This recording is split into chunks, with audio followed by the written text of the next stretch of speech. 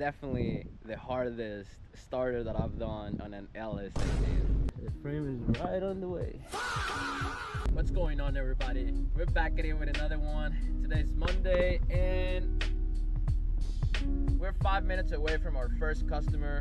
We're gonna be replacing the starter on a Chevy SSR. It's gonna be my first time working on one of these, so we'll see how it goes. It should be just like any other LS engine, so it should be a fairly simple starter to do. But for what I saw online, the frame is in the way, and some people were saying that they had to remove the manifold, the exhaust. So I hope that's not the case. So we'll see how that goes. Let's get it. Alright, so this is what we're going to be working on today. We got Chevy SSR. We got the starter.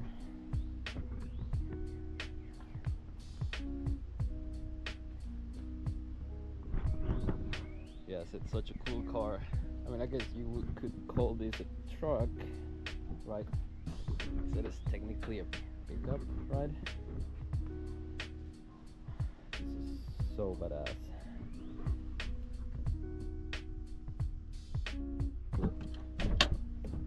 First, we'll get the battery.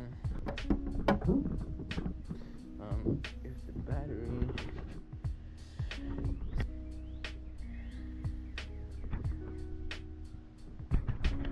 This is pretty fucking cool. So I'm gonna find this battery. That's why the bolts. That's why he said that the bolts are also right there in the passenger seat. At first I was like, maybe it comes with new bolts, but the starter is pretty much already removed. And yeah, the frame is right on the way. So that was my fear. It's just a regular Chevy LS, right? So it's a simple starter, but it's on a platform that is like very unique. The engine was definitely not designed to be in this chassis, so there's no freaking space. But according to forums, it should come out through here. So we're gonna try it. So if you're watching this video because you want to replace your starter on your Chevy SSR,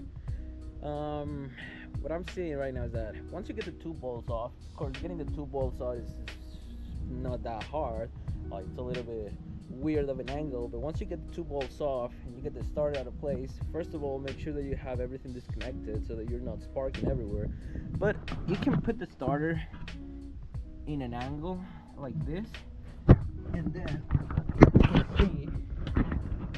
I already got one of the nuts loose, and then the other nut is right on top, that 8mm. So it looks like I can get to both of the nuts with a long extension and a swivel socket, and it looks like I'm able to undo both of the cables. So that's what I'm gonna do now, and then we're gonna try to get it out.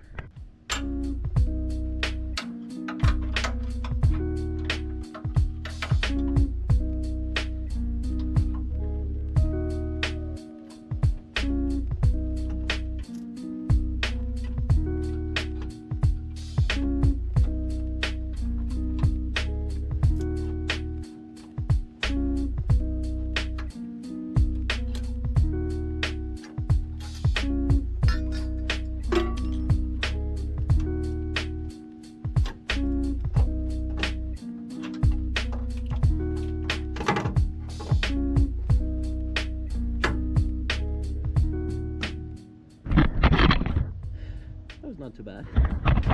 So what I needed to do is, we have the transmission lines on the way, so but they have quite a bit of movement. If you see, this movement is enough to clear it, so you gotta be careful, of course, with this wire. And your signal wire.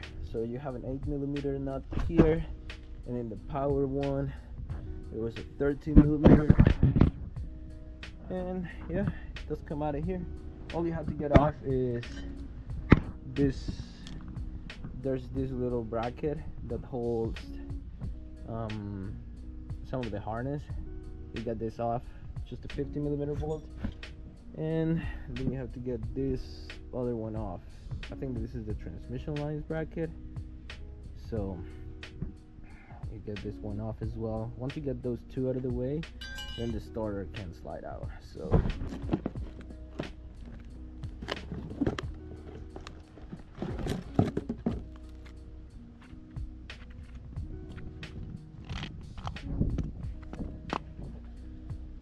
like this. Let's get it. It's a beautiful day out here. We got the hoe right here. This is a super pretty neighborhood. This is a pretty good customer of mine. I did brakes on his Audi, and then I did brakes on his wife's Mercedes.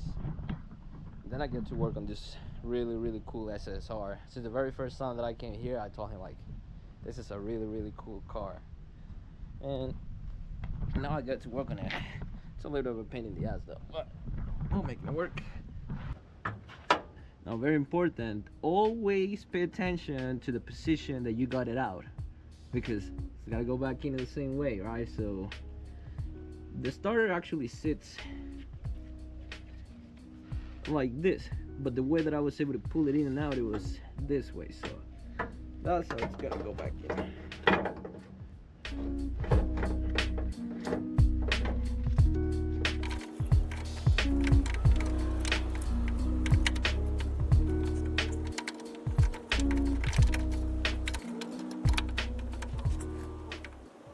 Eventually.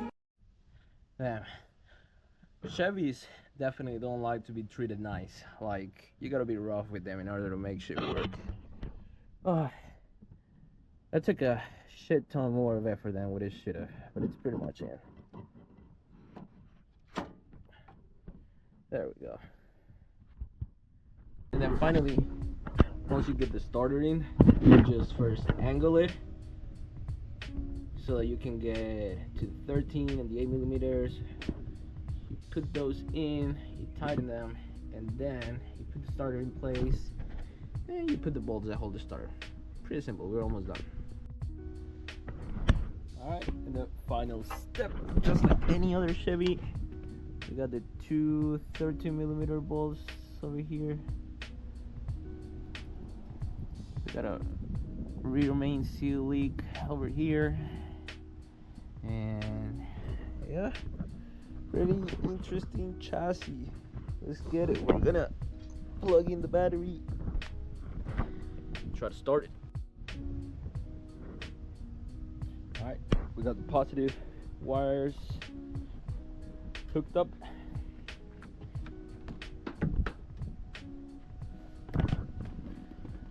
Now let's hear this puppy roar.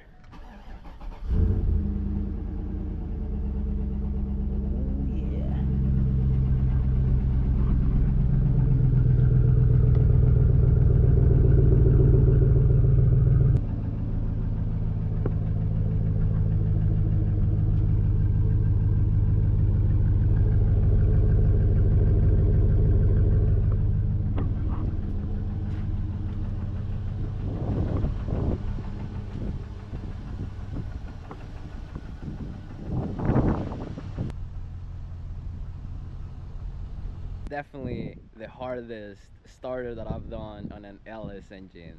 Now we're gonna head to our next customer. For this next customer, this is our homie Victor. A car that he bought and he was driving it, it died on him. Swizzy gave me a headbanger, a neck snapper. All I need is a beat with a DMX snapper. All I need is a beat with a DMX snapper. So we made it back home. I forgot to record my second customer, which was my homie Victor. We have to work on that Kia. They brought it to us yesterday to do tie rods, but first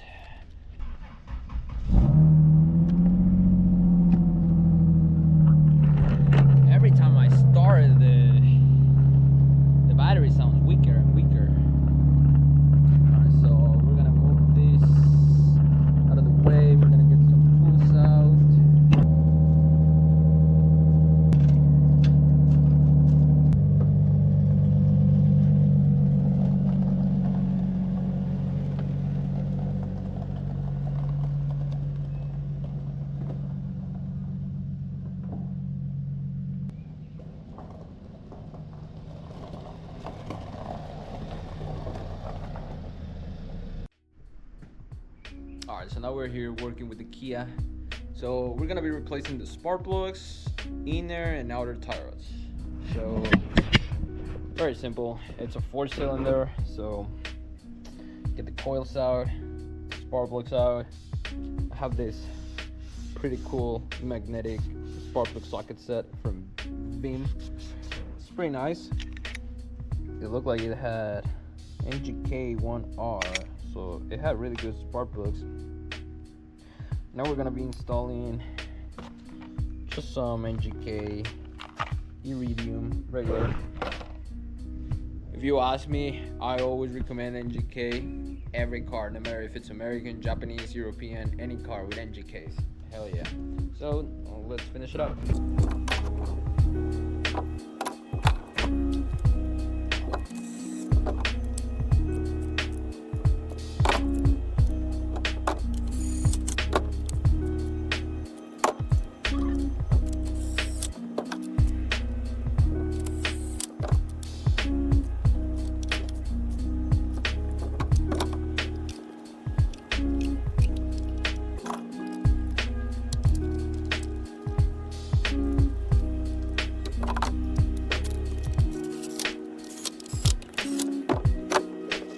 Spark plugs are done.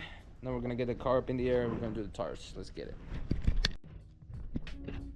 Should have been an influencer. It's not easy as shit at all. Like, don't get it confused. Like, if you see anybody out there in the internet putting out content and making money out of it, like, it's not easy. I bet that there's a point when it gets like easy and you're just cruising with it and making money and doing what you like. But trust me, it is hard. It is tough, especially at the beginning when you're on your own, right? If I had a cameraman with me, that'd be fucking beautiful. Alright, so I'm getting the tire rods open, making sure they're the right ones.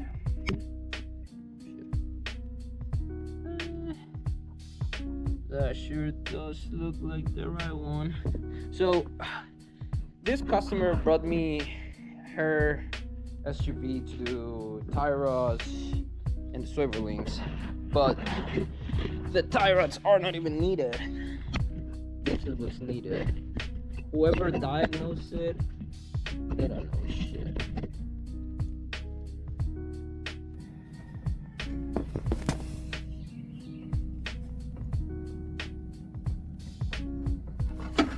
Eventually. Alright, so we're done with the Kia. The GoPro died. I left it underneath the truck while I went to get the ball joints, and I left it on, and yeah, when I came back it was already dead. So I just got to work because I'm trying to call my customer right now to tell her that the truck is ready. I'm about to drive it. So I did the lower ball joints, swivel links, tire rods, inner and outer, and I did the spark plugs. It was sent from another mechanic. Ball joints, tire rods, and the swivel links. She was sent from another mechanic told her that she needed to do all this, but the quote that they gave to her, it was like a lot of money, and they would have not even fixed her problem. Like, the issue was the ball joints. The other mechanic said that she needed tire rods, and no, she needed ball joints. The tire rods were a little old. We still replaced them, but I don't think that the tires were really necessary. But we got it fixed. We're about to test drive it. It should be good now. This is probably it for today. This is for today's video, so I'll see you guys in the next one.